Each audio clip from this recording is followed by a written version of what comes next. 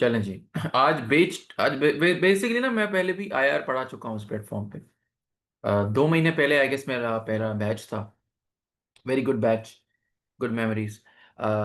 अभी फिर 1 महीना का गैप था। I was teaching current affairs इसी प्लेटफॉर्म पे। वो पूरा मेरा 2-3 दिन पहले आई थिंक करंट अफेयर्स खत्म हुआ। हमारा 20 क्लासेस थी उसमें मेरी, तो ऑलमोस्ट सब कुछ कवर हुआ था करंट अफेयर्स में। अब फिर से आईआर की थोड़ी बहुत डिमांड थी एंड मैं भी थोड़ा फ्री था, तो आई थॉट कि सेकंड बैच स्टार्ट करें। And Altaf was kind enough कि उसने फिर ये अपॉर्चुनिटी दी है।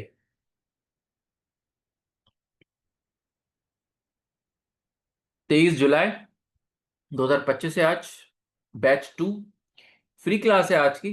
कि अगर किसी को एनरोल होना है तो वो उस क्लास, अगर आपको मैं मुतासर कर सकूं, तो आप में से अगर कोई एनरोल होना चाहे तो feel free to enrol at the given number. जी जी ख्वाजा साहब, आराम आराम से आगे बढ़ने वाले हैं, इंट्रोड्यूस भी करेंगे अपने आप को, डोंट वरी। जज्बाती अवाम ना बने, we know the drill. Khwaja साहब कहते हैं कि sir you can kindly introduce yourself, तो इंट्रोड्यूस भी करते हैं। मैं आपका देख रहा हूँ आपके सब्र का पैमाना कितना है। तो मेरा नाम अब्दुल खालिक मेमन है। I am from the 49th common and I belong to Pakistan ऑर्डर and account service. This is my fourth year into service. For the initial 2 years I was posted in accountant general office Sindh, जहाँ पे Altaf posted है। It was my first office, and we basically I dealt with the payments of the government of Sindh। तो pre audit हम करते थे। मेरे पास Karachi police की पूरी पेमेंट्स थी। एंड देन उसके बाद currently I am assistant director in DG audit FBR. तो एफबीआर में जो कस्टम्स एंड आईआरएस की फील्ड फॉर्मेशंस हैं सिंध एंड बलूचिस्तान, उन दोनों का ऑडिट, दोनों सूबों का ऑडिट जो है वो हमारी ऑफिस के पास है। Director general audit inland revenue and customs south, उसमें मैं एज एन असिस्टेंट डायरेक्टर हूँ आजकल। मेरी जो एजुकेशन है वो जैबिस्ट कराची से बैचलर्स इन आईआर है। और आई गेस वो डिग्री लेने का पॉइंट ही सीएसएस था, एंड अल्हम्दुलिल्लाह it helped me and I got allocated इन 2020। 2019 में मेरा फर्स्ट अटेम्प्ट था। मेरा ऐसे फेल था। 2020 में I was allocated in order accounts, third मैंने दिया नहीं, didn't really want to I guess। तो yeah, that's about it I guess। if we have any other further questions you can feel free to ask। सबसे पहला सवाल बच्चे यही पूछते हैं कि सर आया क्यों लें, मतलब अगर दूसरे 200 मार्क्स के सब्जेक्ट्स हैं, पॉलिटिकल साइंस है, ऑडिट अकाउंटिंग है, एक आई थिंक फिजिक्स भी है 200 मार्क्स की, आई एम नॉट श्योर। तो आईआर क्यों लेना है सर? मतलब ऐसा क्या है सब्जेक्ट में कि आप ये सेशन ले रहे हैं, दूसरा बैच पढ़ा रहे हैं? Why shall we pay someone और why do we study to cover IR? देखें, कॉमन सेंसिकल सा क्वेश्चन है, कॉमन सेंसिकल सा आंसर है। 5 सब्जेक्ट्स को टैप करता है ऐसे। अगर आप पिछले उठा के देख लें, भरे पड़े हैं इंटरनेशनल अफेयर्स के टॉपिक से, करंट अफेयर्स में, foreign policy, global power dynamics. मेरा अपना ऐसे ग्लोबल पावर डायनामिक्स था 2020 में। मैंने उसमें 52 मार्क्स लिए थे। I was one of the ऐसे टॉपर्स ऑफ दैट ईयर। तो आई गेस वो आईआर की वजह से वो मेरा ऐसे बहुत अच्छा हुआ था। तो अगर इजीली देखा जाए ना तो 5 सब्जेक्ट्स में ये टैप करता है। देखिए, एक तो उसके अपने सब्जेक्ट्स हैं 200 मार्क्स के। उसके अलावा 3 ऐसे सब्जेक्ट्स हैं जिसमें ये टैप करता है। पॉलिटिकल साइंस नहीं करता, ऑडिट अकाउंट्स नहीं करता, फिजिक्स तो ऑब्वियसली नहीं करता। तो 5 सब्जेक्ट 500 मार्क्स के ना आपके समवॉट समवॉट आईआर कवर करने से ना थोड़ा बहुत आप कवर कर लेते हैं ऐसे करंट अफेयर्स। ज़्यादा फ्रेश इसलिए है मुझे क्योंकि अभी मैंने जो करंट अफेयर्स पढ़ा है ना, तो मैंने 20 लेक्चर्स में से 14 लेक्चर्स फॉरेन पॉलिसी पे थे, मतलब फॉरेन अफेयर्स पे थे। इससे ये भी जाहिर होता है कि जब 14 लेक्चर्स करंट अफेयर्स के आईआर के रिलेटेड हैं, तो more than 50% of current affairs subject is based on IR. तो आई डोंट नो कि क्यों कोई बंदा पॉलिटिकल साइंस लेगा या फिजिक्स लेगा या ऑर्डर अकाउंट्स लेगा। देन आपके क्वेश्चन होंगे सर नहीं देखें वो स्कोरिंग ट्रेंड, ये वो बकवास बातें हैं। स्कोरिंग ट्रेंड व्रेंड कुछ नहीं होता। कहीं कहीं अगर किसी साल पे आपका सब्जेक्ट लेस स्कोरिंग होता है तो दूसरे सब्जेक्ट्स उसको कवर कर लेते हैं। तो there is no short way to score 700 in return, ये मैं आपको लिख के दे। तो आपका नसीब है उस दिन उस साल कौन सा पेपर कम ज्यादा मार्क्स देता है। बट जनरली स्पीकिंग अगर मैं देखूं तो आईआर के मुकाबले का कोई भी दूसरा सब्जेक्ट 200 मार्क्स में नहीं है जो उतना कॉम्प्रिहेंसिवली दूसरे सब्जेक्ट्स को कवर करता हो। तो यार बहुत कॉमन सेंस की बात है। I mean I don't really want to waste your time here कि आप मैं बोलूँ नहीं आप ये उठाएं, आपको उठाना चाहिए आईआर। अगर आप नहीं उठा रहे तो आप एक एक्स्ट्रा 200 मार्क्स पढ़ रहे हैं जिसमें आपको कोई और हेल्प नहीं हो पा रही होगी ऐसे में, करंट अफेयर्स में, पाक अफेयर्स में। तो why not choose a subject जो तीन दूसरे सब्जेक्ट्स को भी समवॉट कवर कर रहा है, राइट? तो again it's your own choice. मुझसे ना भी पढ़े, like I don't want you to study under me. आप वैसे भी अगर 200 मार्क्स का सब्जेक्ट ले रहे हैं तो I would request you to take IR. I think it's very self explanatory. दूसरे रीजंस क्या है, देखिए सिलेबस थोड़ा लेंदी है बट कॉम्पैक्ट है ना, 15-16 मेजर टॉपिक्स हैं। उनके सब हेडिंग से मैं सब के सब कवर कराता हूँ, मेरी आदत है, मैं एक भी टॉपिक नहीं छोड़ता हूँ। दिस वाज माय अच्छा, मेरे आईआर में अपने मार्क्स 127 थे उस ईयर में, तो ये भी आपको पता होना चाहिए। मेजर यही थी बात। तो अच्छे मार्क्स थे उस साल में। One high 120s were good marks. I think very good marks, above average marks थे, अच्छे मार्क्स थे। सिलेबस थोड़ा लेंदी है बट कॉम्पैक्ट इन दैट वे है कि मैंने कहा ना कि 15-16 सब मेजर जो है वो हेडिंग्स हैं। नहीं, बैकग्राउंड की कोई जरूरत नहीं है किरण, एज सच ये इतना जरूरत नहीं है बैकग्राउंड की, वो सेल्फ एक्सप्लेनेटरी। मैं कवर ऐसे कराता हूँ, एक चीज भी नहीं छोड़ता हूँ, बेसिक से स्टार्ट करता हूँ। तो कॉम्पैक्ट सिलेबस है, कवर हो जाता है 15-16 क्लासेस में। IR 1 and 2 is done. Theoretical paper है, इसमें जो आपकी थ्योरीज हैं, रियलिज्म, लिबरलिज्म, ज्यादातर वो थ्योरी एप्लीकेशन आपको नजर आएगी पेपर में। तो लेक्चर 2 जो होता है, आज नहीं है, जो कल परसों जो होगा, उसमें थ्योरीज हम पढ़ेंगे। वो मेजर क्रक्स है पेपर का। अगर थ्योरीज पे आपकी कमांड है तो you can easily attempt the paper. Pictorial edge, अच्छा पिक्टोरियल एज का मतलब ये है कि अगर आप इस पेपर में मैप्स बनाते हैं, थोड़ा बहुत पाकिस्तान इंडिया ये वो मेजर मेजर मैप्स आपको पता है, तो आपको +5 मार्क्स मिल जाते हैं। और एक एक मार्क्स मैटर करता है। पॉलिटिकल साइंस में मैप्स वैप्स का इतना हेल्प नहीं होगी आपको। आईआर में अगर आपको एक दो मैप पता है, फलस्तीन का, मेडिटेरेनियन सी का, ब्लैक सी, ये वो, या for instance Pakistan India easy maps, तो आपको बड़े हेल्प मिलती है, एग्जामिनर बड़ा खुश होता है। अच्छा, information analysis are easy easy in that way कि बिकॉज ये करंट अफेयर्स का पेपर ज्यादा है, तो आपको फील होगा कि जब इसके क्वेश्चंस भी आ रहे होंगे ना, एनालिसिस आपके ऑटोमेटिकली बन भी जाते हैं, क्योंकि करंट अफेयर्स के थीम्स बहुत हैं पेपर में। अच्छा, spans over centuries, story line make sense, इसका मतलब ये है कि हम जो मैं पढ़ाने वाला हूँ, जो सिलेबस बना हुआ है, ये स्टार्ट होता है वेस्टफालिया और पॉलिटिकल इकोनॉमी की एवोल्यूशन, बहुत 1,000-200 साल, 1,000 साल पुराना सिलेबस स्टार्ट होता है। Then it it builds upon world war 1 and 2। तो स्टोरी लाइन ऐसे मैं कवर कराता हूँ कि आपको मजा आता है पेपर पढ़ने में। आपको ये फील होगा कि कहीं भी हम कोई 10 ईयर 15 ईयर्स का गैप नहीं ला रहे, हम उसको वन बाय वन पढ़ रहे हैं सिलेबस को। There is a science of attempting it, again digress नहीं करना, टॉपिक को डायरेक्ट हिट करना है। साइंस ये है इसकी कि थोड़ा बहुत थ्योरीज, आपको अगर थ्योरीज पे आपको कमांड है ना, तो आप इजीली कोई भी क्वेश्चन अटेम्प्ट कर सकते हैं। अगर आपको 15 ना भी मिले 20 में से, आपको 7-8 मिल ही जाएंगे ना, तो सेवियर किस्म का पेपर भी है। आए बाएं शायद जा सकते हैं आप आईआर में थोड़ा बहुत। मोस्टली 200 मार्क्स के सब्जेक्ट में हम सबका ये पॉइंट होता है कि यार कम से कम 120 लें।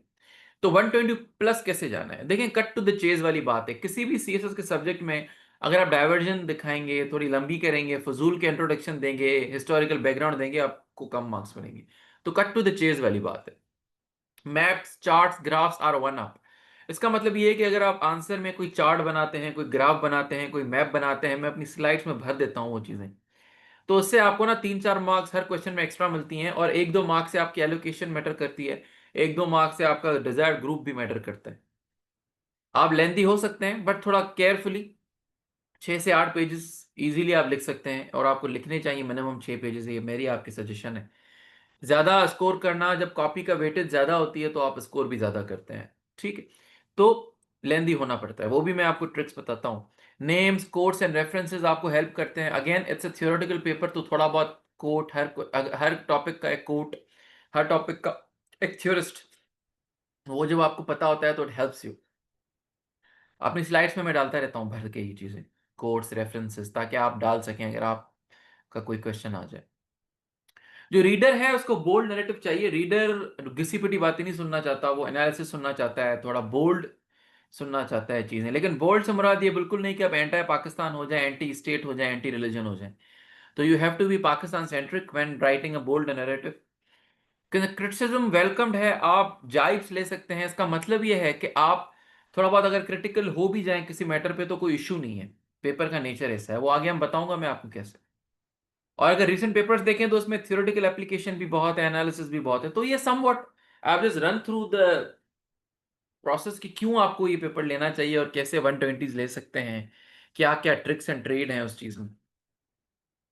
जो कोर्स का शेड्यूल है, आज से हम स्टार्ट कर रहे हैं 23 जुलाई से। तो इंशाल्लाह 15 से 20 क्लासें मैं लेता हूँ, और मेरा टाइमिंग 7 से 8, 8:30, मतलब 7 या 7:30 से 8:30 होगा, या 7 से 8 होगा। 1 घंटे की क्लास, कभी 50 मिनट की भी हो जाती है, डिपेंडिंग ऑन द टॉपिक। और हर टॉपिक वाइज मैं लेता हूँ, आई डोंट टेक मतलब ज्यादा क्लास या कम क्लास। एक टॉपिक पर लेक्चर कवर करता हूँ। 15-16 टॉपिक्स हैं यार 1 और 2 में। तो वो 15-16 क्लासेस होती हैं। लास्ट टाइम भी मेरी 16 क्लासेस हुई थी। बीच में मैं असाइनमेंट्स देता हूँ, चेक भी करता हूँ, मॉक एग्जाम भी लेता हूँ लास्ट में। And then paper attempting techniques में बीच बीच में जो है ना वो बताता जाता हूँ। मतलब I am approachable like that, कोई इशू नहीं है। फजर पूछती है कि सर अगर अभी हम स्टार्ट करें प्रिपरेशन तो क्या हम कर सकते हैं? बिल्कुल आप कर सकते हैं। मैंने भी अगस्त से की थी, लेकिन बशर्ते ये कि आपका हल्का फुल्का करंट अफेयर्स का, इंग्लिश का बैकग्राउंड हो। अगर है तो यस यू कैन, अगर नहीं है तो थोड़ा आई गेस 6 महीने कम है, 7 महीने।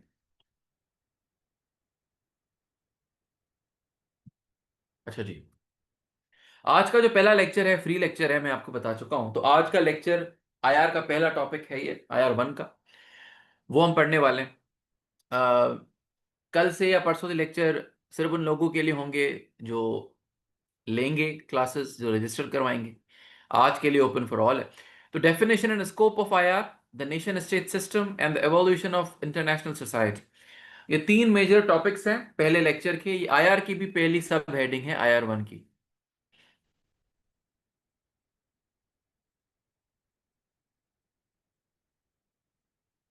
आगे अभी किरण एंड आसिया के मैं लास्ट में जवाब दूंगा, ठीक है। तो ये फ्री लेक्चर IR1 का लेक्चर है। ये ओपन एंडेड क्वेश्चंस जो हैं वो मैं बाद में जवाब दूंगा, ठीक है, क्योंकि यहाँ पे अभी 7-8 ऐसे बच्चे भी हैं जो रजिस्टर कर चुके हैं। तो let's not waste their time. Last में इंशाल्लाह मैं आपको सबको जवाब दूंगा, फजर, आसिया, किरण, ठीक है जी। तो आप क्वेश्चंस लिखते जाएं। देखें, डेफिनेशन एंड स्कोप का मतलब क्या है। देखिए, सबसे पहले इट्स इंपॉर्टेंट कि आप ये आपको पता होना चाहिए कि IR, देखिए इंटरनेशनल रिलेशंस, जो नेशंस के बीच की रिलेशंस को हम जो कहते हैं कि भाई पॉलिटिकल इकोनॉमिक रिलेशंस, ये सब इंटरनेशनल रिलेशंस का पार्ट है। लेकिन एकेडमिकली ये सब्जेक्ट कब से पढ़ाना स्टार्ट हुआ है? वो 1919 से स्टार्ट हुआ है। So IR emerged as a formal academic discipline in 1919 with the founding of the first IR professorship. Woodrow Wilson US के प्रेसिडेंट थे वर्ल्ड वॉर 1 में। इन्होंने लीग ऑफ नेशंस बनाई थी। उन्होंने जो है ना चेयर बनाई थी IR की, प्रोफेसरशिप की chair in the university of Wales. और हांस जॉकिम मार्गनथाउ ये बहुत बड़े IR के थ्योरिस्ट हैं। ये first German American jurist and political scientist थे जिन्होंने IR पे काम करना स्टार्ट किया। तो ये सब्जेक्ट इतना पुराना सब्जेक्ट नहीं है। इसको फॉर्मलाइज, एकेडमाइज मैं कहूँ, एकेडमिक किया गया है अर्ली 20th सेंचुरी में, 1919 में, by Woodrow Wilson. And then Morgenthau, doctor Morgenthau ने इस पे काम किया है। और मेजर जो है इनके थ्योरिस्ट हांस जे मार्गनथॉ है। इनकी एक थ्योरी भी है ऑफेंसिव रियलिज्म, वो हम आगे पढ़ते हैं सेकंड लेक्चर में। डेफिनेशन की बात करें तो चन्ना साहब ने पता नहीं एनोटेट कर दिया है, काइंडली एनोटेट ना करें, ये पेने शेने ना मारें, थोड़ा सा ख्याल करें, रिदम टूट जाता है, ठीक है जी। Definition: International relations is the study of political, economic, and social interactions among states, international organizations. ये UN, EU, SARC, BRICS, BIMSTEC, SCO ये सब है। And non-state actors. Non-state actors are terrorists, organizations and all. No problem, Chana साहब, no problem. तो NSS क्या है? Non international government organisations, जिनमें आपकी amnesty international, red cross, MNCs, multinational corporations like Nestle, ये सब। टेररिस्ट ऑर्गेनाइजेशंस, रेबल ग्रुप्स जैसे BLA, BRA, ये सब। तो IR जो है वो सिर्फ स्टेट्स के बीच की स्टडी नहीं है, बट इंटरनेशनल ऑर्गेनाइजेशंस जो कि UN है, EU है, ब्रिक्स है, सार्क है, बिम्स्टेक है, SCO है, क्वाड है, ऑकस है, ये सब आप पढ़ते हैं करंट अफेयर्स में। IR में भी मैं पढ़ाता हूँ। तो that's how they overlap, right? तो इन सब की स्टडी भी आईआर कराता है, और नॉन स्टेट एक्टर्स जो कि आपके टेररिस्ट ऑर्गेनाइजेशंस हैं, इनकी स्टडी या इनके रिलेशन जो हैं, वो भी आईआर पढ़ाता है। तालिबान टेररिस्ट है ना, अब देखें स्टेट बन चुके हैं अफगान तालिबान, अभी वो स्टेट चला रहे हैं पूरी अपनी। तो इन सब की स्टडी जो है ना, ये आईआर कराता है, इनको स्टडी आईआर करते हैं। It analyses how to cooperate in conflict. IR आपको बताता है कि दो मुल्क कैसे कोऑपरेट करते हैं, क्यों कोऑपरेट करते हैं, किस बेसिस पे कोऑपरेट करते हैं, और कॉन्फ्लिक्ट भी क्यों करते हैं।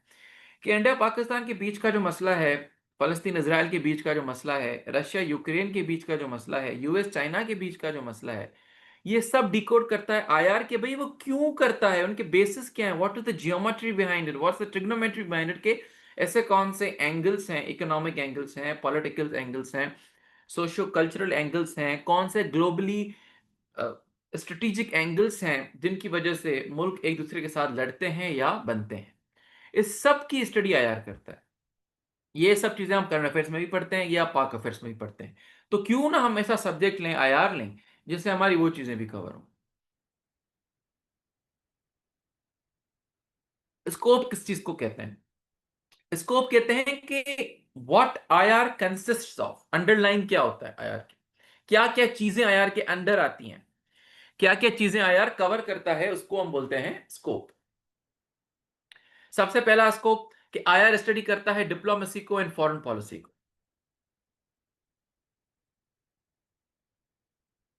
ठीक है जी। तो कैसे स्टेट्स नेगोशिएट करते हैं, कैसे अपने रिश्ते बनाते हैं, कि यूएस चाइना ट्रेड टॉक्स क्यों कर रहे हैं, ये सब आईआर के डोमेन में आता है, उसके स्कोप में आते हैं। देन आईओस, इंटरनेशनल ऑर्गेनाइजेशंस, उसमें UN, NATO, north Atlantic treaty, world trade organisation, international monetary fund, उनका रोल क्या है ग्लोबल गवर्नेंस में, क्यों वो बिहेव करते हैं इन अ सर्टेन वे, क्यों वो वेस्टर्न अलाइंड पॉलिसीज लाते हैं थ्रू एसएपीज, स्ट्रक्चरल एडजस्टमेंट प्रोग्राम्स, जो कि आईएमएफ देता है, वो क्यों एक तरीके से देता है कि डेवलपिंग नेशंस और इस पे रिलायंस शुरू करें। तो आईआर इस बिहेवियर को, इंटरनेशनल ऑर्गेनाइजेशंस के बिहेवियर को भी स्टडी करता है। Number three, global security and conflict, जो जंगें होती हैं, cold war, peace treaties, USMCA, united nation, united states, Canada का एग्रीमेंट क्यों होता है, यूएस चाइना ट्रेड डील की क्या है, वर्ल्ड ट्रेड ऑर्गेनाइजेशन क्या करती है, इंडस वाटर ट्रीटी क्या है, ये सब भी आईआर के स्कोप में आते हैं। वॉर ऑन टेरर क्यों हुई, इसका क्या रीजन था, अब क्या उसके इम्पैक्ट्स हैं, क्या उसका कोरिलेशन है पाकिस्तान की पॉलिटिक्स के साथ। तो ये जो ग्लोबल सिक्योरिटी डायनामिक्स हैं या कॉन्फ्लिक्ट्स हैं, ये भी आईआर स्टडी करते हैं। एंड देन आजकल बड़ी इन है ये चीज नंबर फोर पे, एनवायरमेंटल एंड ग्लोबल इश्यूज। तो क्लाइमेट चेंज डिप्लोमेसी, ये सीओपीज, कॉन्फ्रेंस ऑफ पार्टीज जो हम पढ़ते हैं, एसडीजीज, एमडीजीज, पेंडेमिक्स, ये सब भी आईआर के स्कोप में आते हैं।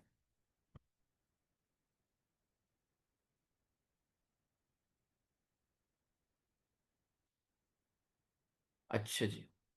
Scope of IR continues economic relations, number five. तो जो तजारती रिलेशंस होते हैं, ट्रेड पॉलिसीज, यूएस चाइना में हमने पढ़ी थी, पाकिस्तान चाइना की ट्रेड पॉलिसी है, उसमें सी पैक है, ये सब economically speaking. Globalisation, financial system, European Union, silk road का initiative, south south, BRI, belt and road initiative China का, ये सब भी आईआर के स्कोप में आते हैं। Human rights and humanitarian issues, role of NGOs like Amnesty International, refugee crisis, जो ह्यूमैनिटेरियन क्राइसिस होते हैं, सीरिया में हो रहे हैं, यमन में हो रहे हैं, फलस्तीन में हंगर क्राइसिस हो रहे हैं, फेमाइन है उधर, मेल न्यूट्रिशन हो रही है, तो ये सब इश्यूज भी आईआर के अंडर आते हैं।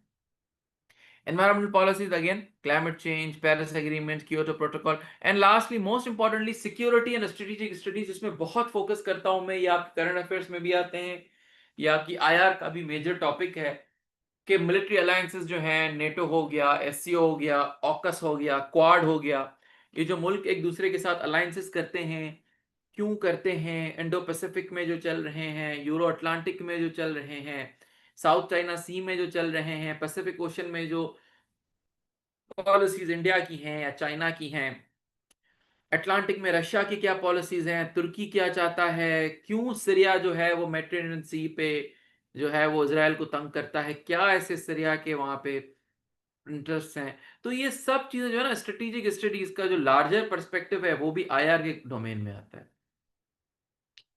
तो एकेडमिकली स्पीकिंग, अगर हम आईआर को देखें, तो मेजर पांच चीजें हैं। Number one, conflict resolution. कि स्टेट्स को कॉन्फ्लिक्ट रिजॉल्व करना चाहिए। क्यों करना चाहिए, क्यों करते हैं, कैसे करते हैं? नंबर टू, ग्लोबलाइजेशन, कि we live in a globalized world, तो आईआर ग्लोबलाइजेशन को डिकोड करता है। नंबर थ्री, फॉरेन पॉलिसी, कि एक मुल्क पाकिस्तान चाइना के लिए पैसिव है, आइडियलिस्ट है, लेकिन इंडिया के लिए रियलिस्ट है, ऑफेंसिव है। क्यों? एक ही मुल्क लेकिन फॉरेन पॉलिसी डिफरेंट क्यों है? तो आईआर इसको डिकोड करते हैं। Number four is international law, जो ट्रीटीज होती हैं, यूएन का चार्टर है, नेटो का चार्टर है, ईयू का चार्टर है, एससीओ का चार्टर है, एंटी टेररिज्म लॉज हैं, फैटिफ है, फाइनेंशियल एक्शन टास्क फोर्स, ये सब भी आईएलओ के डोमेन में आते हैं जो आईआर डिकोड करता है। एंड लास्टली डिप्लोमेसी, कि क्यों जो है डिप्लोमेटिक टूल्स जो हैं वो, जो कि आईआर का एक आगे टॉपिक भी है, वो हम I think 6th 7th lecture होता है, कि क्यों डिप्लोमेसी जो है वो मुल्क इस्तेमाल करते हैं, और क्यों आईआर जो है वो डिप्लोमेटिक इनिशिएटिव्स पे, डिप्लोमेटिक टूल्स पे इंसिस्ट करता है to prevent war and conflict. तो ये सब चीजें जो है ना, 5 पिलर्स में अगर आईआर के करूं, या 5 मेजर चीजें जिसपे देन आईआर का सिलेबस पूरा निकलता है, वो ये 5 चीजें हैं। तो प्रैक्टिकली स्पीकिंग हम देखें तो 3 3 C's हैं, ठीक है? Cooperation, competition and conflict. Number one, IR बताता है कि स्टेट्स को कॉपरेट करना चाहिए। वो कॉपरेट क्यों करते हैं? Collaborative efforts between countries and organizations to address common challenges and pursue shared goal. जैसे टेररिज्म एक कॉमन चैलेंज है, उसका शेयर्ड गोल क्या है कि हमें टेररिस्ट ऑर्गेनाइजेशंस को खत्म करना है।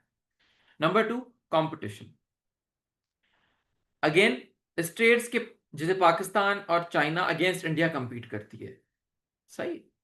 Similarly US and India against China compete करते हैं, ठीक है? तो ये जो कंपटीशन होता है, ये भी आईआर डिकोड करता है, आपको बताता है कि कैसे स्टेट्स कंपीट करते हैं, क्यों उनके डिफरेंट इंटरेस्ट हैं स्टेट्स। एंड कॉन्फ्लिक्ट, के कॉन्फ्लिक्ट क्यों है स्टेट्स के बीच में, क्या अंडरलाइंग रीजन है जिसकी वजह से जो है वो कॉन्फ्लिक्ट आते हैं स्टेट्स में, वो भी जो है वो आईआर डिकोड करता है।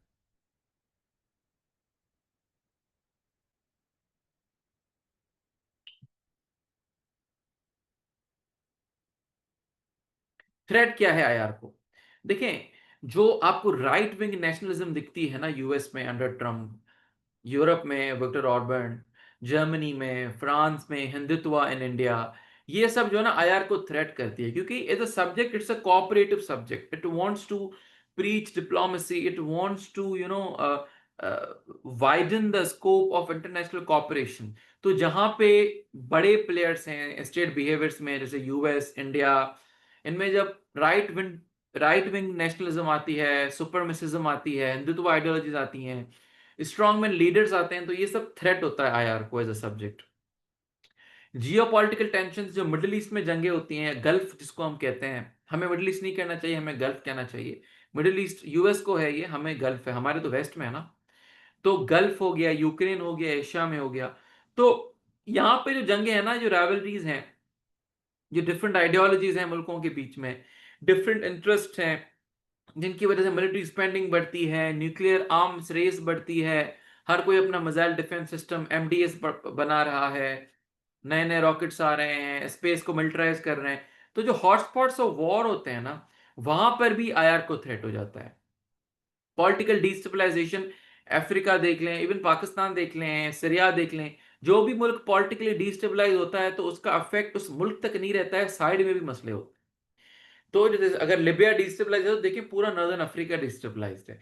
इजिप्ट डिस्टेबलाइज होता है तो पूरा नॉर्दर्न अफ्रीका डिस्टेबलाइज होता है। पाकिस्तान में पॉलिटिकल डिस्टेबलाइज है ना, तो साउथ एशिया पॉलिटिकल डिस्टेबलाइज हो जाता है, अफगानिस्तान डिस्टेबलाइज हो जाता है। तो पॉलिटिकल डिस्टेबलाइजेशन सिर्फ डोमेस्टिकली जो है ना वो लिमिटेड नहीं रहती, आपके आजू बाजू के मुल्क भी डिस्टेबलाइज होते हैं, और इसी हिसाब से आईआर को थ्रेट है।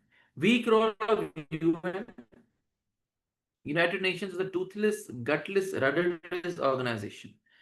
कोई उस ऑर्गेनाइजेशन का काम नहीं है इस दुनिया में, फजूल के वो पैसे खाते हैं, कोई काम नहीं करते, कोई इंटरवेंशन नहीं करते। फलस्तीन में जो जुल्म हो रहे हैं, ईरान में जो हुए हैं, सीरिया में जो हुए हैं, लिबिया में जो हो रहे हैं, यमन में जो हो रहे हैं, उसमें यूक्रेन में जो हो रहे हैं, उसमें क्या ही कर रहा है यूएन? तो उसका वीक रोल भी आईआर का जो है वो थ्रेट है। तो who is going to take charge, question ये है। तो जो पावर वॉइड क्रिएट होता है उससे चाइना, यूएस जैसे मुल्क जो है वो चार्ज लेते हैं। अब हम आते हैं नेशन स्टेट सिस्टम पे। देखें, नेशन स्टेट सिस्टम चार मेजर चीजें हो। अगर एक नेशन स्टेट इज अ मुल्क, एक मुल्क के पास जब ये चार चीजें होती हैं ना तो वो नेशन स्टेट होता है। कौन सी हैं वो चार चीजें? एक डिफाइंड टेरिटरी, देखें पाकिस्तान की डिफाइंड टेरिटरी के हमारे चार सूबे हैं, ठीक। Number two, a permanent population, कि हमारी जो 20-22 करोड़ आवाम है वो परमानेंटली हमारे यहाँ रहती है, हमारे पास रजिस्टर्ड है नादरा में, उनके एनआईसीज हैं, उनके पासपोर्ट्स हैं, उनके सिम कार्ड्स हैं। तो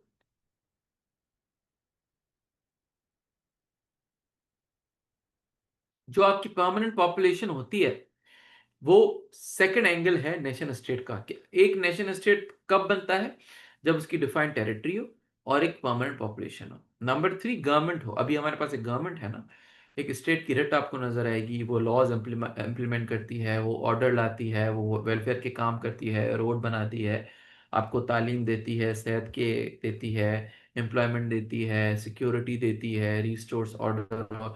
तो जब एक स्टेट में, नेशन स्टेट में टेरिटरी हो, पॉपुलेशन हो और गवर्नमेंट हो, एंड लास्टली मोर इंपॉर्टेंटली उसके पास कैपेसिटी हो to inter relations with other states. जैसे अफगानिस्तान के पास ये चौथे नंबर वाली शायद चीज नहीं है, क्योंकि अफगानिस्तान को अभी यूएन अफगान तालिबान रजीम को रिकॉग्नाइज नहीं करना। हमें कर चुका है ना, पाकिस्तान हो गया, रशिया हो गया, ईरान हो गया। तो एक मुल्क के पास जब चार चीजें होती हैं, ये territory, population, government and the capacity to enter relations with other states, तो वो एक नेशन स्टेट है। मैक्स वेबर एक सोशियोलॉजिस्ट हैं, शायद जो सोशियोलॉजी जिनका सब्जेक्ट है उन्होंने सुना होगा उनका। वो ये कहते हैं कि state is a human community that successfully claims the monopoly of the legitimate use of physical force within a given territory।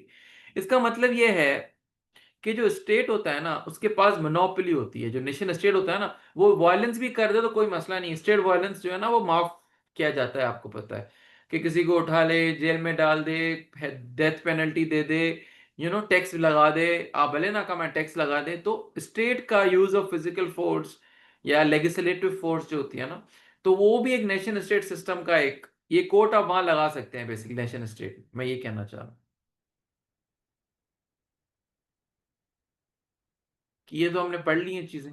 की फीचर्स हैं कि सॉवरेनिटी हो, क्या हो कि भाई मैं अपने कानून खुद बनाऊंगा, पाकिस्तान बोले मेरी अल्टीमेट अथॉरिटी है मेरी टेरिटोरियल बाउंड्रीज में।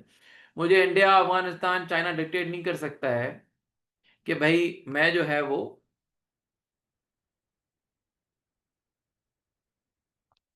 अपनी लॉज चेंज कर। सॉवरेनिटी का मतलब ये कि अल्टीमेट अथॉरिटी स्टेट के पास है। वो चाहे जेल डाले ना डाले, उसके अपने लॉज हैं, वो जो करना चाहे वो कर सकते हैं।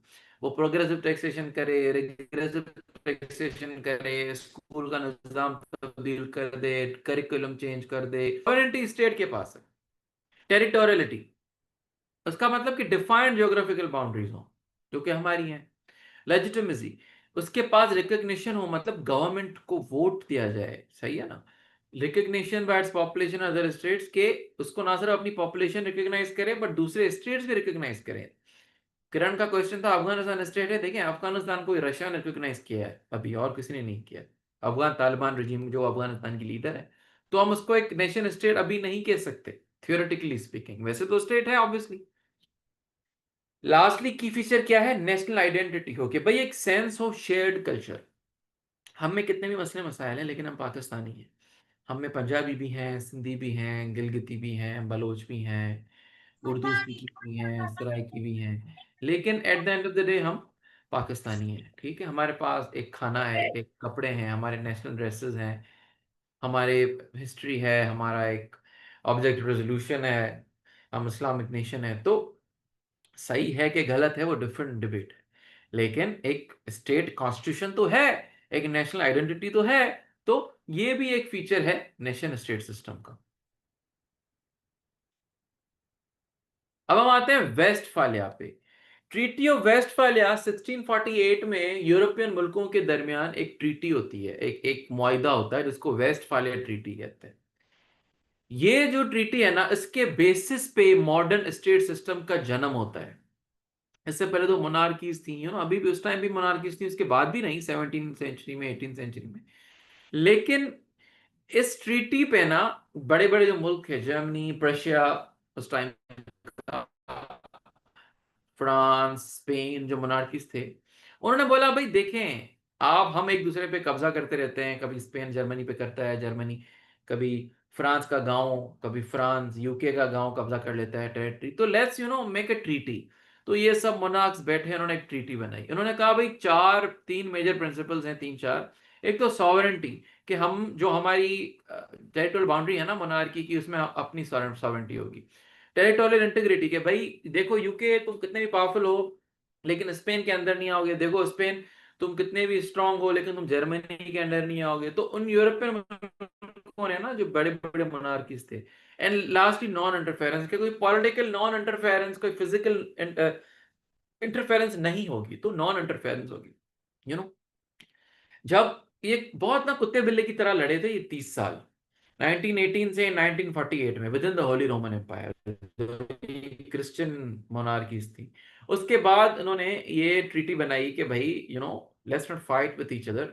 ये चार मेजर चीजें इस ट्रीटी के पिलर्स थे, जो कि फिर 1648 है भाई, तो 300 400 साल पुरानी बात मैं कह रहा हूँ। तो आराम आराम से स्टेट क्रिएट हुआ है ना, बना है, उसने डेवलप किया है स्टेट सिस्टम को। वर्ल्ड वॉर 1 हुई, मोनार्कीज खत्म हुई, छोटे छोटे मुल्क बने, अब यूएन आया, फिर अपने कॉन्स्टिट्यूशन बने, तो इट्स ए प्रोसेस, राइट। लेकिन स्टार्ट होता है वेस्टफैलियन ट्रीटी 1648 से। सबसे पहले क्या था पिलर, बैलेंस ऑफ पावर। हो देखें, बैलेंस ऑफ पावर क्या होता है कि तुम्हारे पास 700 हथियार है, मेरे पास भी 700 होने चाहिए। अगर तुम्हारे पास 700 है, मेरे पास 500 है, तो स्ट्रेटेजिक डायलेमा होगा, सिक्योरिटी डायलेमा होगा, मुझे तुमसे डर होगा, तो मैं 300 हथियार और बढ़ा दूंगा, तो बैलेंस ऑफ पावर होगा। तो जब बैलेंस ऑफ पावर होता है तो जो है ना, स्टेट्स एक दूसरे के साथ लड़ते नहीं है। अगर इंडिया के पास न्यूक्लियर है और पाकिस्तान के पास न्यूक्लियर है, तभी तो नहीं लड़ते ना, एक डेफरेंस क्रिएट हुई है। तो जब बैलेंस ऑफ पावर होता है ना स्टेट्स के बीच में, तो लोग एक दूसरे के साथ लड़ते नहीं है। तो जब बैलेंस ऑफ पावर होता है तो कोई एक सिंगल पावर है ना, वो डोमिनेट नहीं करता है कॉन्टिनेंट को। साउथ एशिया में देख लें, India Pakistan balance of power है, तो वो डोमिनेट कोई नहीं करता। सिमिलरली यूरोप में ये हो रहा था कि भाई कभी यूके डोमिनेट कर रहा है, कभी स्पेन कर रहा है, कभी जर्मनी कर रहा है, कभी फ्रांस कर रहा है, कभी प्रशिया कर रहा है, ऑस्ट्रिया हंगरी कर रहा है। उन्होंने बोला भाई एक ट्रीटी बनाते हैं, बैलेंस ऑफ पावर करते हैं, अपनी चीजें एक दूसरे के साथ शेयर करते हैं, लोगों की आमदरफ्त बढ़ाते हैं, let's not fight. Number two, state sovereignty, कि भाई अपनी जो ट्रीटी होगी ना, उसमें हम एक दूसरे को फुल राइट देंगे, हम एक दूसरे के चीजों में नहीं आएंगे, इंटरफेयर नहीं करेंगे आप में। Number four, non interference again, कि भाई डोमेस्टिक अफेयर्स अगर जर्मनी में है तो यूके उसमें क्यों इंटरवीन करे। जर्मनी के अपने लॉ है, यूके के अपने लॉ हैं। जर्मनी के अपने खाने हैं, यूके के अपने खाने हैं। जर्मनी का अपना ट्रेड है, हम क्यों एम्बार्गो लगाएं, जर्मनी के रास्ते क्यों रोकें। नॉन इंटरफेरेंस करेंगे, हमें लड़ना नहीं है। कि अभी आप ट्रेड कर रही है, अगर आप बॉर्डर शेयर कर रहे हैं, आपकी कोस्टल लाइन सेम है, तो आप इंटरफेयर नहीं करेंगे, आप अपने जहाज नहीं खड़े कर सकते आगे कि बिकॉज जर्मन ट्रेड है, मैं यूके का जहाज है तो मैं खड़ा कर दूं। तो ये पहले बहुत आम जाम होता था, एक दूसरे की कश्तियां जला दी, उस डिस्ट्रिक्ट में घुस गए, वहां लोग मार दिए, चर्च जला दिया, वो प्रोटेस्टेंट्स हैं, वो क्रिश्चियंस हैं, सॉरी वो कैथोलिक्स हैं। तो उन्होंने बोला भाई रिलीजियस टॉलरेंस रखें, नॉन इंटरफेरेंस करें, हर किसी का अपना मजहब, आप कैथोलिक हैं, हम प्रोटेस्टेंट्स हैं, आपका फलाना चर्च, आपका सेंट पीटर, मेरा सेंट जॉर्ज, वॉट एवर। तो एक दूसरे के साथ हम रिलीजियस टॉलरेंस करेंगे, एक दूसरे के साथ हम नॉन इंटरफेरेंस का रूल रखेंगे, बैलेंस ऑफ पावर इंश्योर करेंगे, और स्टेट सॉवरेंटी करेंगे। आई होप कि आप क्लियर हो गए। इन चार चीजों से ना बैलेंस ऑफ पावर बनता है, स्टेट लड़ते झगड़ते मरते नहीं है। तो इन्होंने ना ये एक थ्रू दिस ट्रीटी एक अंडरस्टैंडिंग थी कि भाई इन चार चीजों पे हमें फोकस करना है। ठीक है जी, आई होप कि it was quite easy to understand, मैंने इसको काफी खोल दिया है। अच्छा जी। अच्छा, नंबर टू, एक तो होगी वेस्टफालिया। नंबर टू यह है कि नेशन स्टेट सिस्टम क्यों बने, कॉलोनलिज्म एंड डी कॉलोनाइज। तो यूरोपियन देखे ना, अभी हम पाकिस्तानी इंडियन भी तो यूके का हिस्सा थे ना शुरू में। तो जो यूरोपियन कॉलोनियल पावर्स थे, उन्होंने जो है ना, जब दूसरे मुल्कों पे आके कब्जा किया ना, और जब उन्होंने वो मुल्क छोड़े, तो मुल्क टूटना शुरू हो गए। पहले एक अखंड भारत था, यूनाइटेड इंडिया था। अफ्रीका में वर्ल्ड वॉर 1 2 से पहले कोई इतने ऐसे बड़े बड़े मुल्क नहीं थे कि भाई कॉन्गो है, एंड साउथ अफ्रीका है, एंड देन इथियोपिया है, एंड देन ये है, नाइजर है, नाइजेरिया है, कीनिया है। तो जब इन पे कब्जा किया गया ना कॉलोनाइज्ड मुल्कों ने, एंड देन जब अल्टीमेटली वर्ल्ड वॉर 2 में जब यूके, फ्रांस, वर्ल्ड वॉर 1 में तुर्किश ऑटोमन एम्पायर, ये सब जब रशियन एम्पायर था आपका रोमनॉव्स वाला वर्ल्ड वॉर 1 में, जब ये डी इंटीग्रेट हुए, डिसइंटीग्रेट हुए, तो छोटे छोटे मुल्क उनसे निकले ना, उससे भी नेशन स्टेट सिस्टम बढ़ा, ज्यादा मुल्क बनना स्टार्ट हुए। आपको क्या लगता है ये जो 193 मुल्क हैं, ये वर्ल्ड वॉर 2 से पहले थे? नहीं, पहले ही डबल डिजिट में होंगे, 80, 90, 60, 70 मुल्क होंगे। लेकिन जब वर्ल्ड वॉर 2 में ये जो मोनार्कीज टूटी, तो उनसे दूसरे मुल्क बने जो कि नेशन स्टेट्स बने। नंबर 2 ये था। Number 3, globalization and challenges to nation state. The rise of multinational corporations, international organizations, and global governance mechanisms has weakened the absolute state sovereignty. अब देखें इसका मतलब क्या है कि आजकल जो नेशन स्टेट सिस्टम आप पढ़ते हैं या देखते हैं, जो आजकल की स्टेट्स हैं, मुल्क हैं, वो कोई पावरफुल मुल्क नहीं है 7-8 मुल्कों को छोड़ के। उनमें आप देखेंगे कि भाई टेस्ला का एक मालिक जो है, उसकी 400 बिलियन नेटवर्थ है, पाकिस्तान की जीडीपी इतनी है। तो जो ये मल्टीनेशनल कॉर्पोरेशंस हैं, इंटरनेशनल ऑर्गेनाइजेशन है, आईएमएफ हो गई, वर्ल्ड ट्रेड ऑर्गेनाइजेशन हो गई, ये आपको डिक्टेट करते हैं छोटे छोटे मुल्कों को जो कि नेशन स्टेट्स हैं। देखिए पाकिस्तान की ट्रेड पॉलिसीज,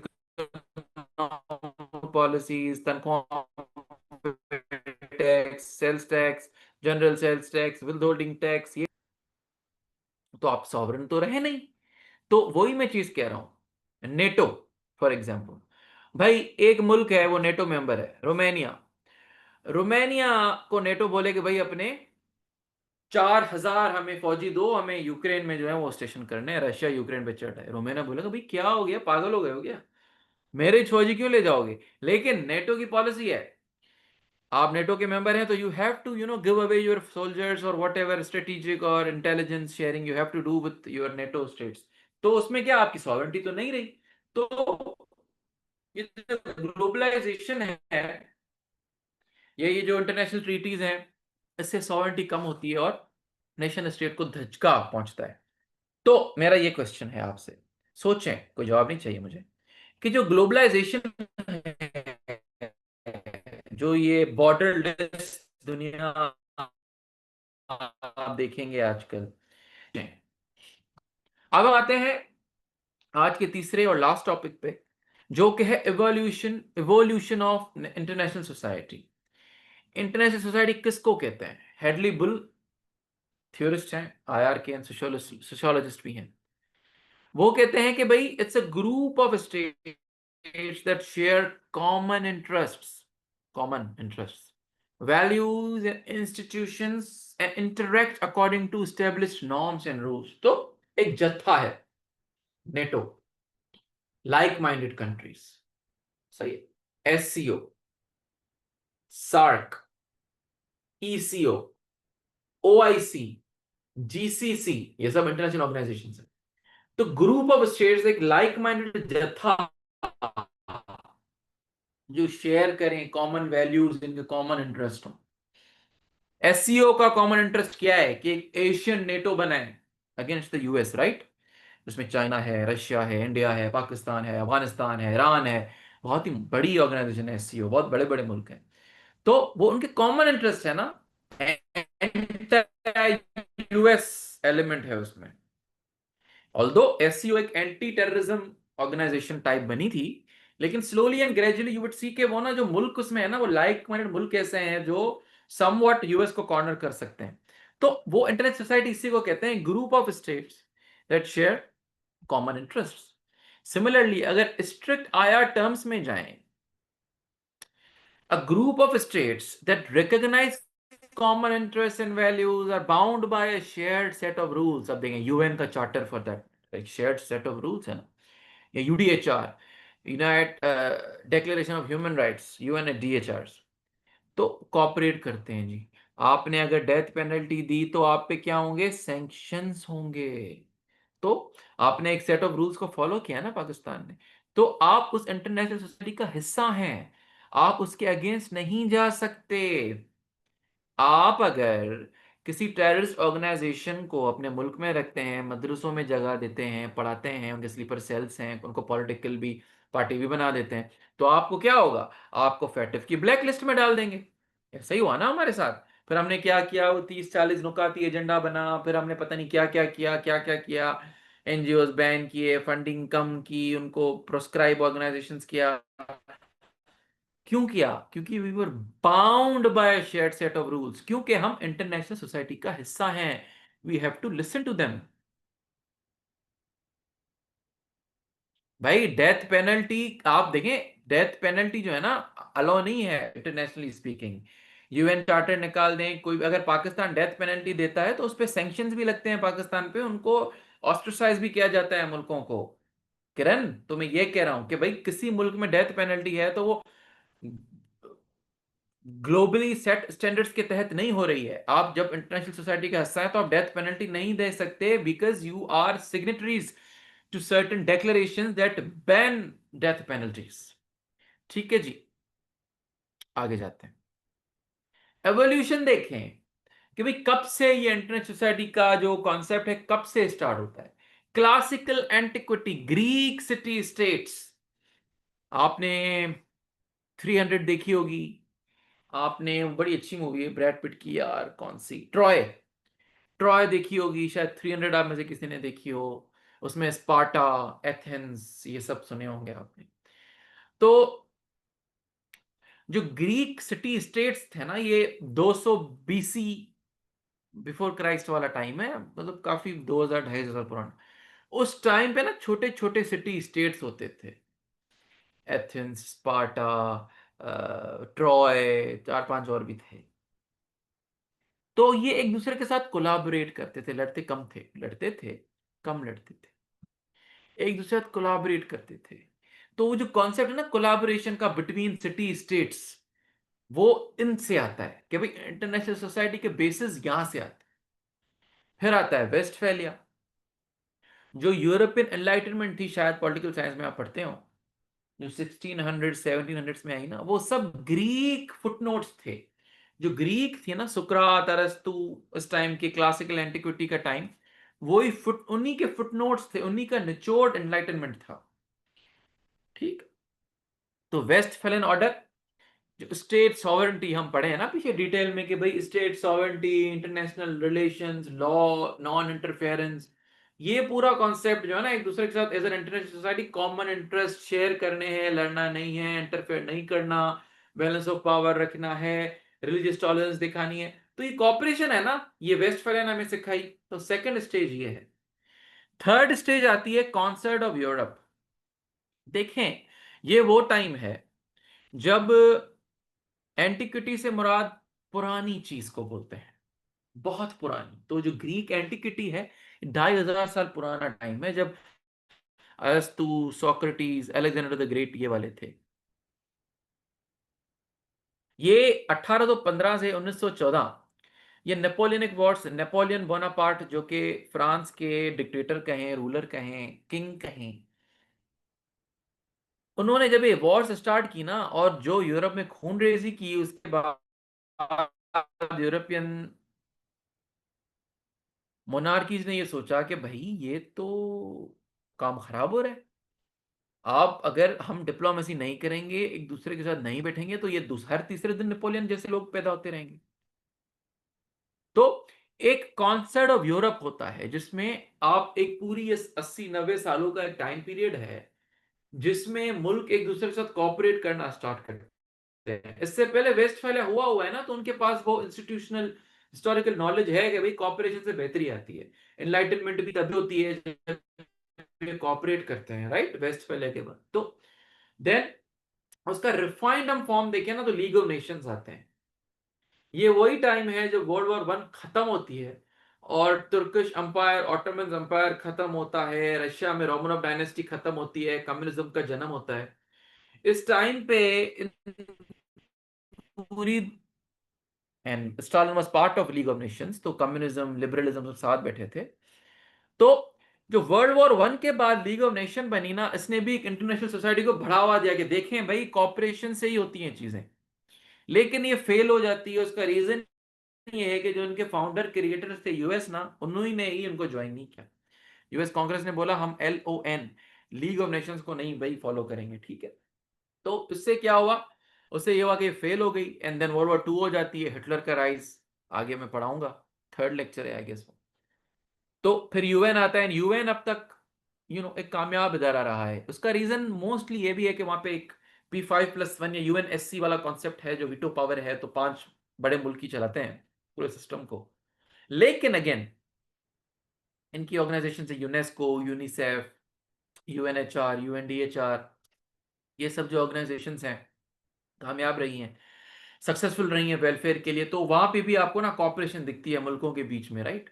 तो लास्ट स्टेज इसका ये है। एंड देन उसके बाद कोल्ड वॉर एंड बायोपोलैरिटी, यहां पे आप देखेंगे सीटो, सेंटो, वार्सो पैक्ट बनते हैं, नेटो बनता है जब एक दूसरे के साथ लड़ते हैं, ठीक है ना, यूएस एंड USSR जो लड़ते हैं एक दूसरे के साथ। इसमें भी आप देखेंगे कैसे कोलाबोरेशन बढ़ती है, मिलिट्री अलायंसेस बनते हैं। तो इंटरनेशनल सोसाइटी जो है वो दो जत्थों में बनती है। इसके बाद होता है ना वर्ल्ड वॉर 2 के बाद होता है ना, यूएन के बाद 40, आई थिंक 49 में या 51 में रशिया बम फाड़ता है। उसके बाद नेटो बनता है, सीटो बनता है, सेंटो बनता है, नॉन अलाइन मूवमेंट नैम बनती है। तो आप जत्थे देखेंगे इंटरनेशनल सोसाइटी के बनते हैं, states that share values. Lastly, post war globalization, ये 91 में जब यूएसएसआर टूट जाता है तो मल्टीपोलैरिटी, रशिया जब टूटता है ना 91 में टूटता है ना भाई, उसके बाद रशिया बन जाता है वो USSR के बाद। उसके बाद आप देखेंगे EU, आसियान, अफ्रीकन यूनियन, ऐसे राइज ऑफ इंडिया, चाइना। तो मल्टीपोलैरिटी आप देखेंगे। चैट्स में क्वेश्चंस आए हुए हैं, क्या आए हुए हैं भाई? बायपोलैरिटी का मतलब क्या है? बायपोलैरिटी का मतलब है एक तरफ यूनाइटेड स्टेट्स, दूसरी तरफ यूनाइटेड सोशलिस्ट सोवियत रिपब्लिक, एक तरफ यूएस, दूसरी तरफ रशिया, एक तरफ यूएस, दूसरी तरफ बाय, दो बायपोलर। तो इधर यू आर विद यूएस और यू आर विद रशिया, वो बायपोलैरिटी होती है। चलें जी, की फीचर्स क्या हैं इंटरनेशनल सोसाइटी के अगर हम देखें? सॉवरेन स्टेट्स प्राइमरी एक्टर्स हैं, ठीक है जी। इंटरनेशनल लॉ रेगुलेटरी फ्रेमवर्क है। अगर आप इंटरनेशनल सोसाइटी के, मैंने बोला था ना भाई डेथ पेनल्टी हम नहीं कर सकते, क्यों? क्योंकि आपका इंटरनेशनल लॉ है, आप रेगुलेट होते हैं। आप टेरर फाइनेंसिंग नहीं कर सकते क्योंकि फैटिफ आपको गवर्न करता है, सही है जी। डिप्लोमेसी मीन्स ऑफ कम्युनिकेशन, आपको बातचीत करनी है, आप करते भी हैं, मिलते रहते हैं ना। Balance of power and collective security, एक दूसरे का ख्याल करता है। अब कलेक्टिव सिक्योरिटी का कॉन्सेप्ट नेटो में आप ज्यादा पढ़ते हैं, लेकिन अगेन आप देखें इंडिया पाकिस्तान के भी कॉन्फ्लिक्ट हुआ, यूएस इंटरवीन किया ना, क्यों? भाई इंटरनेशनल सोसाइटी है, आपको ऑर्डर रिस्टोर करना है, आपको लड़ने थोड़ी देना है इन्हें। तो आप बैलेंस ऑफ पावर मैनेज करते हैं, कलेक्टिव सिक्योरिटी को मेंटेन करते हैं। यूएस करता है ना, वो अपना रोल अज्यूम करता है as a power. Then international institutions and governance, आपका WTO, UN, IMF हेल्प करता है ना एक दूसरे को चलें। फिर वो दूसरी बात है कि उनके अपने इंस्ट्रूमेंट्स हैं, वो क्या हैं, वो हम पे हमें रिलायंस बढ़ाते हैं ये वो, बट हेल्प तो करते हैं। तो वो भी फीचर है इंटरनेशनल सोसाइटी का। Non state actors and global civil society, तो यहाँ में जो आपके मल्टीनेशनल कॉर्पोरेशंस हैं, इन्वेस्ट करती हैं, इनसे भी अगर यूएस कंपनी है, माइक्रोसॉफ्ट पाकिस्तान में इन्वेस्ट करती है, तो अरामको सऊदी वाली हमारे इन्वेस्ट करती है, तो ये भी तो नॉन स्टेट एक्टर्स है ना, कंपनीज, टेररिस्ट। तो जब ये एक दूसरे के मुल्क में होते हैं, तो अब देखें, terrorism is transatlantic transnational issue, terrorism. तो आइसिस खुरासान, आइसिस के सीरिया में भी है, तो यमन में भी है, तो सऊदी में भी है, तो ईरान में भी है, तो पाकिस्तान में भी है। तो जब एक ऑर्गेनाइजेशन के स्लीपर सेल्स और नेटवर्क 18-19 मुल्कों में, तो वो एक 18-19 मुल्क एक दूसरे के साथ आके काम करेंगे ना उनको खत्म करने के लिए। तो NSAs जो होते हैं ना, non state actors, terrorist organisations, multinational corporations, वो भी जो है ना कॉपरेशन की तरफ लाते हैं मुल्कों। एंड ग्लोबलाइजेशन, इंटरडिपेंडेंस, अगेन एक दूसरे के ऊपर डिपेंड करते हैं ट्रेड वाइज, ये वो, तो वही बातें हैं पुरानी। तो हाँ, तो ये था एंड ऑफ लेक्चर 1। ठीक है, अब मैं जाता हूं चैट पे। ये चैट पे को क्वेश्चंस थे कुछ।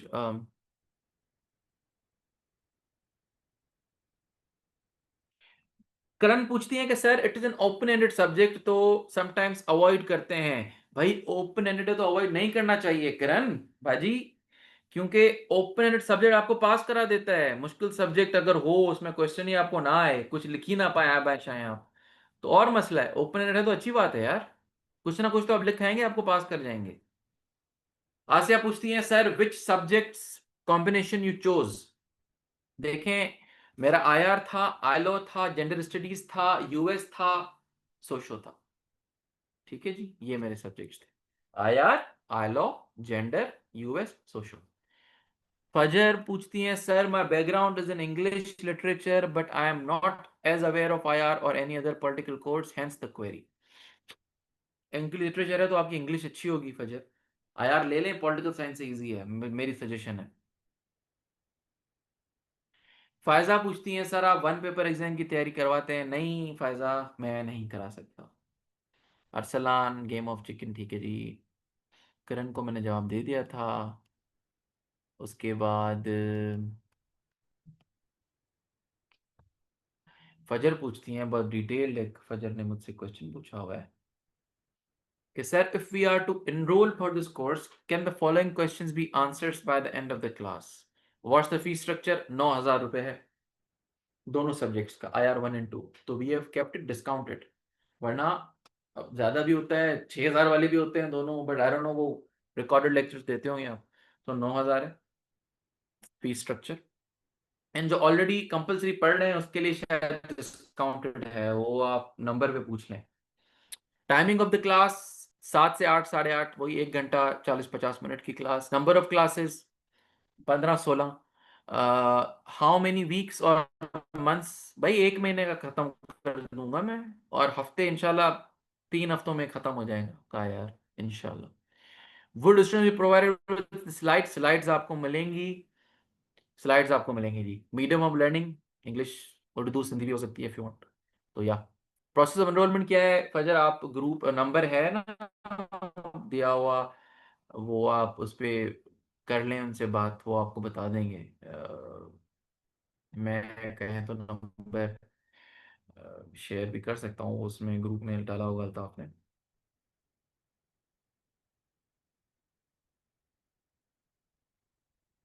अच्छा जी, नंबर में व्हाट्सअप का लिख रहा हूँ उधर।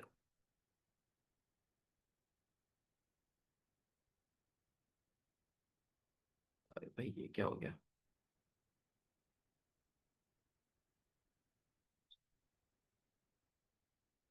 भाई ये लिख ही नहीं पा रहा हूँ मैं, क्या नाम लो यार। ये तो हम 0313 6856736, आई थिंक ये नंबर है, इस पे आप देख लें। चलें, और क्या क्वेश्चन है? आतिफ कह रहे हैं रिकमेंडेड बुक ना, कोई बुक रिकमेंडेड नहीं है, मैं रिकमेंड बुक नहीं करता हूँ आतिफ भाई। आपको पीएचडी थोड़ी करनी है एक सब्जेक्ट में यार, क्यों बुक्स पढ़ने हैं? सिलेबस कवर करो यार, पेपर देना है 200 मार्क्स का, कोई बुक नहीं पढ़े। आई थिंक मैंने एक भी नहीं पढ़ी यार, मेरे अच्छे मार्क्स थे दोनों, मैं किसी सब्जेक्ट में बुक नहीं पढ़ता था। आपको देखें, एक 100 मार्क्स का, 200 मार्क्स का पेपर देना है, बुकें क्यों पढ़नी है आपको? आप सिलेबस कवर करें, फ्रेश करें सिलेबस को, अच्छे कोड्स डालें, अच्छे एनालिसिस डालें, वर्ल्ड रनाउंड जो थियोरिस्ट हैं उनकी बातें लिखें, क्यों बुक्स पढ़ने हैं? इतना थोड़ी कोई टेक्निकल चीज है। नॉन स्टेट एक्टर्स एक्सप्लेन करें। ओप्पो को 3 बार में non state actors, non state actors में आपके तालिबान भी आते हैं, नेस्ले भी आती है, इंटरनेशनल ऑर्गेनाइजेशंस भी आती हैं, सब कुछ आता है नॉन स्टेट एक्टर्स में। टेररिस्ट ऑर्गेनाइजेशंस भी आती हैं, मल्टीनेशनल कॉर्पोरेशंस भी आती हैं, एमनेस्टी इंटरनेशनल भी आती है, रेड क्रॉस भी आती है, ट्रांसपेरेंसी इंटरनेशनल भी आती है। जो भी इदारा स्टेट का इदारा ना हो, नॉन स्टेट हो, वो नॉन स्टेट एक्टर है।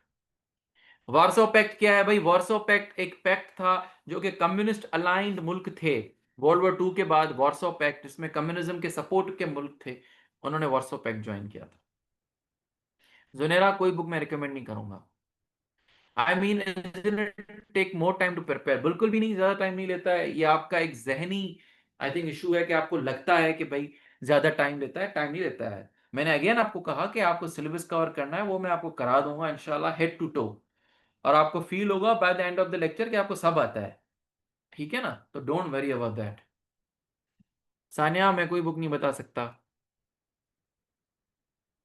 नहीं तहरीम, मुझे कोई नहीं पता। वन पेपर एमसीक्यूज प्रिपरेशन का, आई एम सॉरी।